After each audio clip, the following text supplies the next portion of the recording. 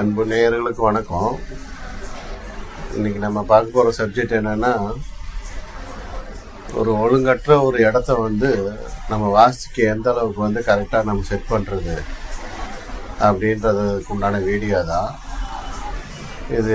பார்த்தீங்கன்னா, ஒரு பொதுவாக சைட்டெல்லாம் நீல அகலம் ஒரே நீல அகலம் ஒன்றா ஈவனாக இருக்கும், இல்லைன்னா ஒரு ரெக்டாங்கிளாக ஒழுங்கான ஷேப்பில் தான் சைட்டெல்லாம் இருக்கும்.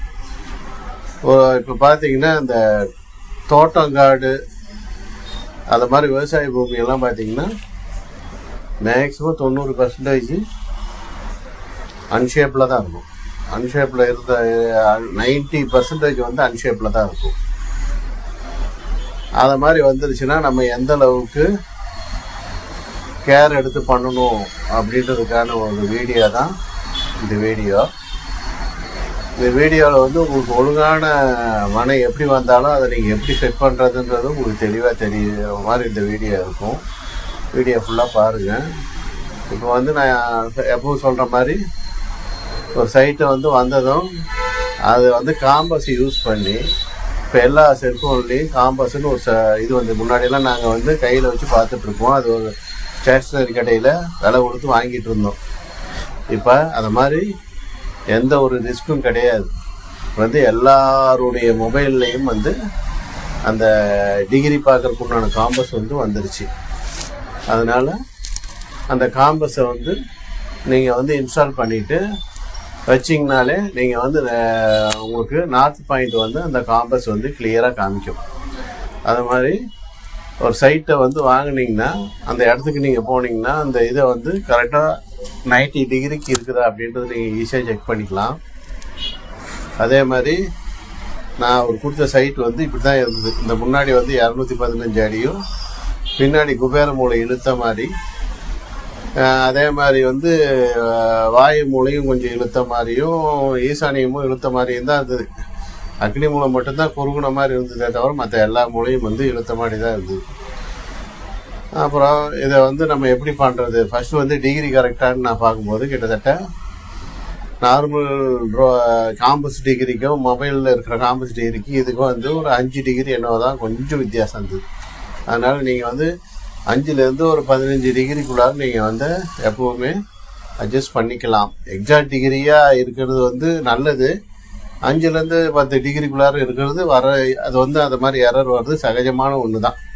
அதனால் ஏன்னா ரோடு 5லேருந்து 10 அடி டிகிரிக்குள்ளார இருந்தது. இந்த ரோடு இருக்குது பார்த்தீங்களா, இது 5லேருந்து 10 அடி டிகிரிக்குள்ளார தான் இருந்தது.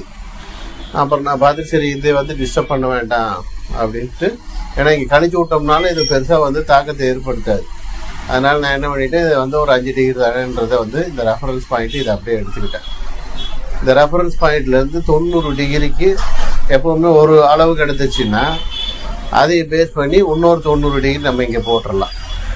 புரிஞ்சுங்களா? அப்புறம் 2 அளவு கிடச்சிருச்சுன்னா மீதி 2 அளவு உங்களால் ஈஸியாக கண்டுபிடிச்சிட முடியும், செட் பண்ணிட முடியும். அதுதான் நான் இப்போ அதை எப்படி பண்ணியிருக்கேன்றதை காமிக்கிறேன் பாரு. இப்போ எப்பவும் போல் நான் ஆரம்பத்தில் சொன்னேன் பார்த்தீங்களா, இந்த ரோடு கிட்டத்தட்ட கரெக்டாக இருக்குது நார்த் பாயிண்ட்டுக்கு. அதுலேருந்து இந்த எட்ஜுக்கு கிட்டத்தட்ட இந்த எட்ஜு வரைக்கும் ஒரு மூலமட்டத்துக்கு நான் லைன் திருப்பிக்கிட்டு இந்த 2 இதையும் வச்சுட்டு இதுக்கு இந்த லைன் இருக்குது பார்த்தீங்களா, இந்த லைனை நான் திருப்பிக்கிட்டேன். இப்போ கிட்டத்தட்ட உங்களுக்கு 3 அளவு கிடைச்சிருது. அதுக்கப்புறம் இந்த அளவு நான் ஸ்ட்ரைட் பண்ணேன். ஆக்சுவலாக இது ஸ்ட்ரைட் பண்ண தேவையில்லை. அக்னி மூலை லைட்டாக இழுத்த மாதிரி தான் இருக்குது. நான் சொன்னேன், சார் அக்னி மூலை இழுத்த மாதிரி தான் இருக்குது, நம்ம அக்னி மூலையை இது பண்ண வேண்டாம், இதை அப்படியே கனெக்ட் பண்ணி விட்டுறலான்னு சொன்னேன். ஆனால் அவர் இல்லைங்க சார், எனக்கு ஸ்கொயராகவே இருக்கட்டும், எனக்கு ஸ்கொயர் சைட்டுன்ற, ஏன்னா ஒரு ஸ்கொயர் சைட்டுன்றது தான் நான் ஃபஸ்ட்டு ப்ரிஃபரன்ஸ் கொடுப்பேன். அதனால் எந்த ஒரு கிரகமும் எதுக்கும் இதே இல்லை, எல்லா கிரகத்தோடைய அனுகிரகமும் எனக்கு வேணும். அதனால் டோட்டலாக ஸ்கொயர் சைட்டாகவே இருக்கட்டும் அப்படின்னு அவர் சொல்லிட்டு இந்த இடத்தையும் நாங்கள் ஸ்ட்ரைட் பண்ணி, இது ஸ்கொயருமில்ல ரெக்டாங்கிள், கிட்டத்தட்ட நியர்பை ஸ்கொயர் தாங்க இது. அது மாதிரி நாங்கள் எடுத்துட்டோம். இந்த சைடு பார்த்தீங்கன்னா 187 அடி இருந்தது.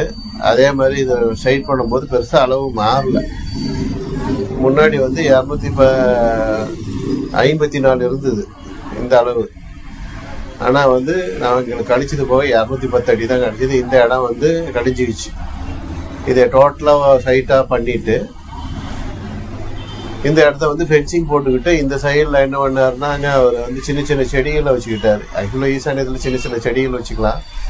இந்த குவாட்ரண்ட் இருக்கு பார்த்தீங்களா, இந்த குவாட்ரண்ட்ல பகுதிக்கு மேலே பெரிய பெரிய மரம் வச்சுக்கிட்டார்.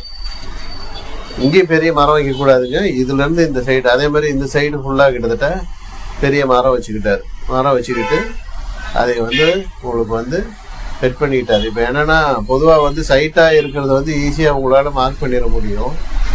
இது மாதிரி பெரிய ஏரியா வரும்போது அதை நீங்கள் வந்து கரெக்டாக செட் பண்ணணும்.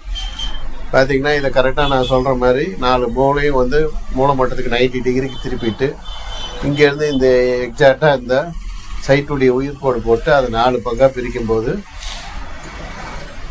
ஈசானி வழியாக அவருக்கு பில்டிங் பிளான் போட்டு அந்த ரூம்ஸை அதெல்லாம் செட் பண்ணி அவருக்கு நான் கொடுத்தேன். அவர் ஹாப்பி ஆகிட்டார்.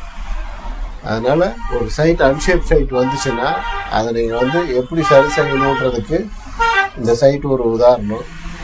இந்த வீடியோ பிடிச்சிருந்ததுன்னா லைக் பண்ணுங்கள், ஷேர் பண்ணுங்கள், வீடியோ பற்றி கமெண்ட் பண்ணுங்கள். நன்றி, வணக்கம். வேற ஒரு வீடியோவில் பார்க்கலாம்.